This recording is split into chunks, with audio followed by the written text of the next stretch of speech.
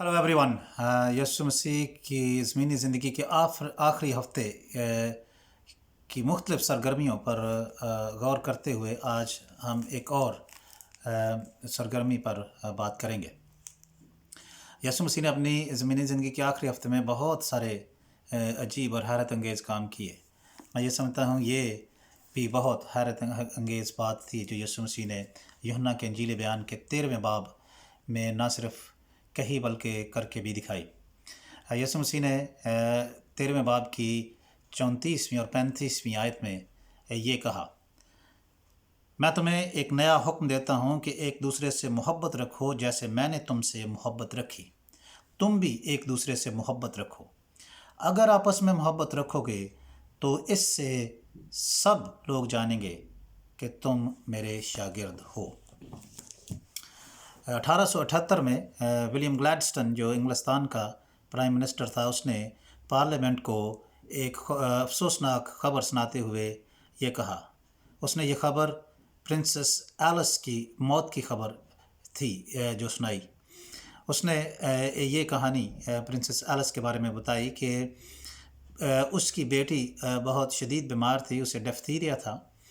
तो डॉक्टर्स ने कहा था प्रिंसेस एलिस को कि अपनी बेटी के पास ना जाना, ऐसा ना हो कि तुम्हें वो बीमारी लग जाए, बल्कि बहुत मुमकिन है कि तुम्हें वो बीमारी लगे, क्योंकि जब तुम उसके पास जाओगी तो उसकी सांस से जो जरासीम होंगे वो आपको भी लगेंगे।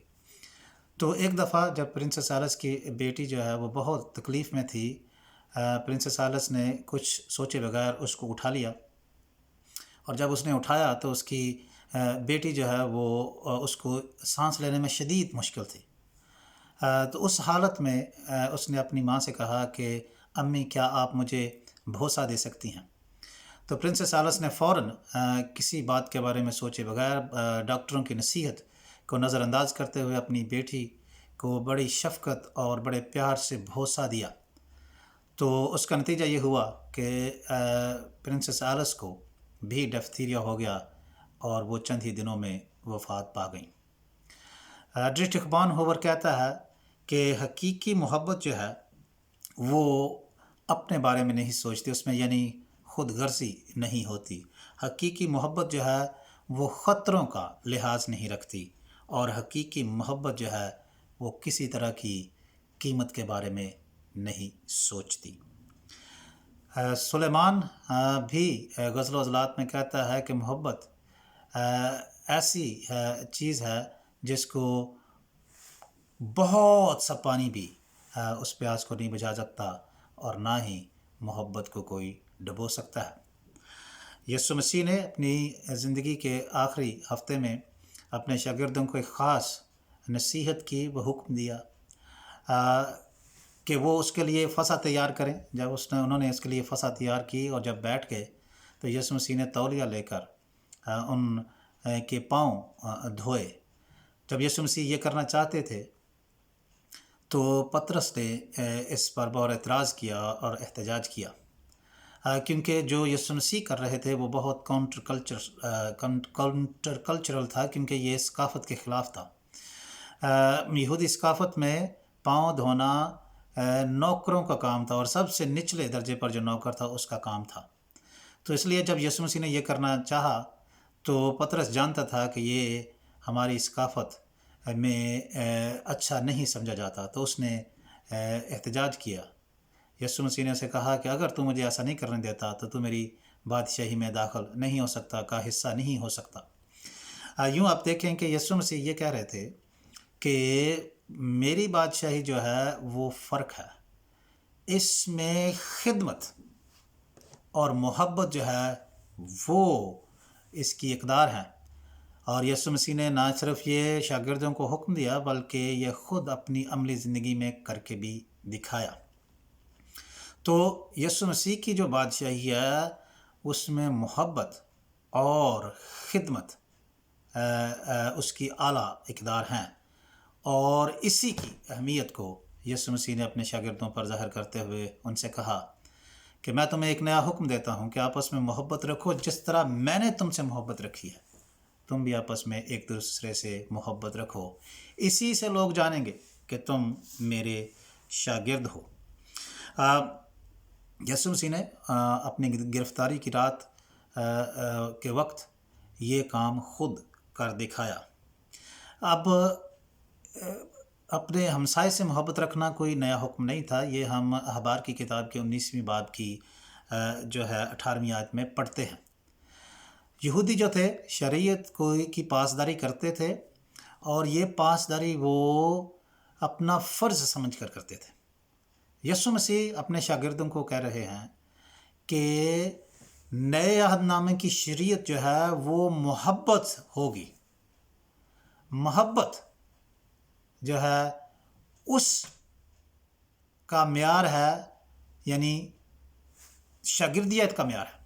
تو نئے عہد نامے میں مسیح کی شریعت جو ہے وہ محبت ہے۔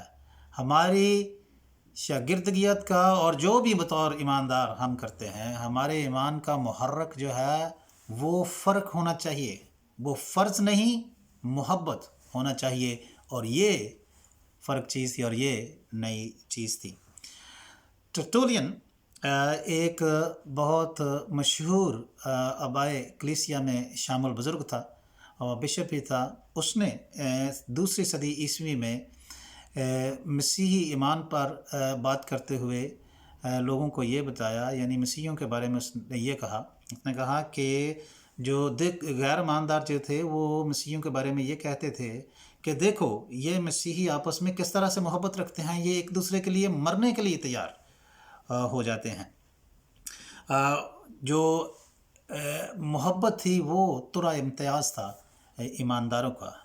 بروس ملن بہت مشہور اسکاٹش بائبل مفسر تھا، اس نے کہا کہ مسیحیوں کی آپس کی جو محبت ہے وہ غیر ایمانداروں کو ہزاروں کی تعداد میں مسیحی ایمان میں لے آئی، اور اس میں آج بھی یہی قوت پائی جاتی ہے۔ محبت جو ہے اپنے حقوق نہیں بلکہ دوسروں کی بہتری کے بارے میں سوچتی ہے اور اس کے بارے میں عمل کرتی ہے۔ ہم اس میں لوگ اپنے آپ کو پہلے نہیں رکھتے بلکہ دوسروں کی ضرورت اور دوسروں کی زندگی اور فلاح و بہبود کے بارے میں سوچتے ہیں۔ فرانسس شیفر نے اس لیے کہا تھا کہ محبت جو ہے وہ آخری دفاع ایمان ہے، یعنی جب کوئی اور چیز جو ہے ہمارے مسیحی ایمان کو دفاع نہیں کر سکتی، تو محبت جو ہے وہ یہ ظاہر کرتی ہے کہ ہم میں مسیحی ایمان موجود ہے۔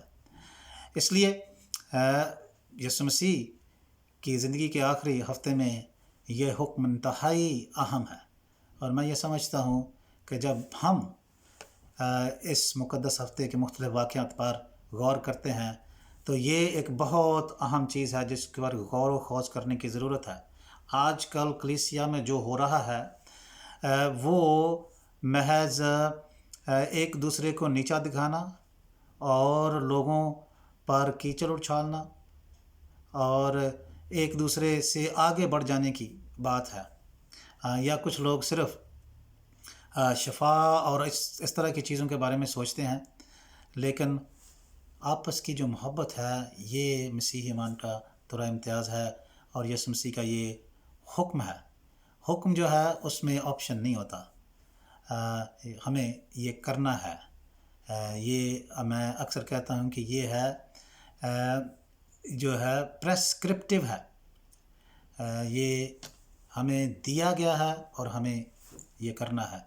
خداوند ہمیں اس حکم پر غور و خوض کرنے کی توفیق عطا فرمائے، آمین۔